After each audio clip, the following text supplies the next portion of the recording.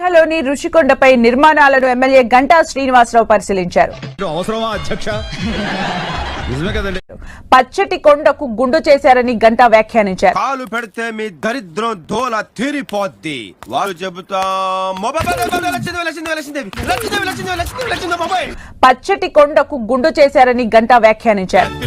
నువ్వు సామాన్యుడు కాదురా, ఒక్క రోజులో ఇన్నర గుండెలా గీకావురా. రేయ్, నువ్వు గుండ్లు గీకిన బంటివిరా. రాజమహల్ రహస్యం ఈ రోజు బట్టబయలైందన్నారు. తెలిసిపోయిందా? మీ అందరికీ తెలిసిపోయిందా? టూరిజం అంటూ రిసార్ట్స్ నిర్మించారని గంటా ఆరోపించారు. ప్రభుత్వ ఆస్తుల్ని ప్రభుత్వమే కూల్చివేసిందని గంటా ఆగ్రహం వ్యక్తం చేశారు.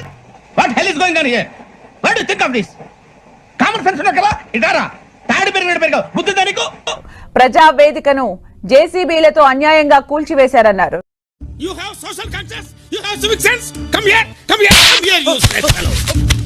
రుషికొండ నిర్మాణాలపై సీఎం చంద్రబాబుతో చర్చిస్తానన్నారు గంటా శ్రీనివాసరావు.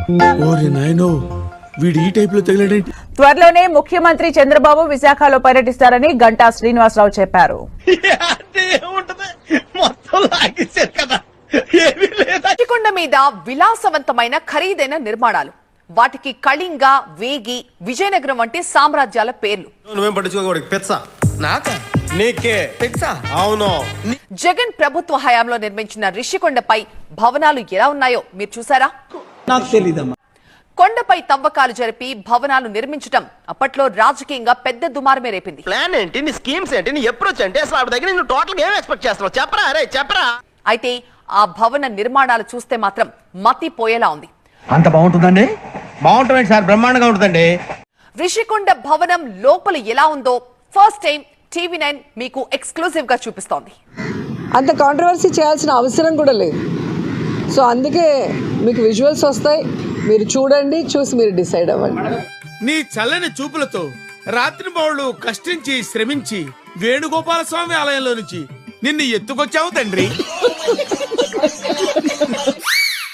నీ దయతో ఎన్టీఆర్ గార్డెన్స్ లో బెంచి స్వాహ, పాల కేంద్రంలో పాల క్యాన్ స్వాహ, గాంధీ వీధిలో పోస్ట్ బాక్స్ స్వాహ. సూపర్ రా నువ్వు, ఊళ్ళో వాళ్ళ డబ్బులతో గాల్లో ఎగురుతున్నావు మేడం. రైల్వే స్టేషన్ లో టీవీ స్వాహ, ఓం పబ్లిక్ బూత్ లో టెలిఫోన్ స్వాహ. మీరు కూడా చూసారు లోపలంతా ఒక 500 కోట్ల రూపాయలు ప్రజాధనం వ్యయం చేసి రోజుకు 200 సంపాదించడానికి నానా కష్టాలు పడుతున్నా. ఓ రబ్బా 100 కోట్లేంటి మేడం? ఈరోజు రుషికొండలో వచ్చిందయ్యా వయ్యారి. ఆల్రెడీ హరిత రిసార్ట్స్ అని చాలా పాతవి ఉండేవి.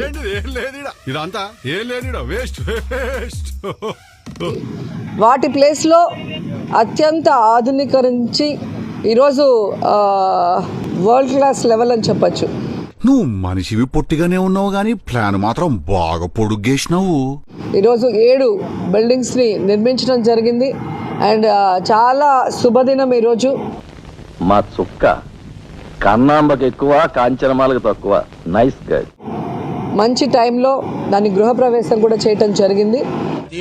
బాగా బాదం పప్పు జీడిపప్పు పెట్టి పెంచుంటాడు. యాక్చువల్గా టూరిజం కోసం అన్ని పర్మిషన్స్ తీసుకొని ముఖ్యమంత్రి గారు ఎక్కడుంటే బాగుంటుంది, ఎక్కడి నుంచి పరిపాలిస్తే బాగుంటుంది అన్న క్రమంలో 3-man కమిటీ అన్ని అబ్జర్వ్ చేస్తున్నా. వైజాగ్ లో ఉన్న అన్ని ప్రదేశాలని కూడా సందర్శించారు.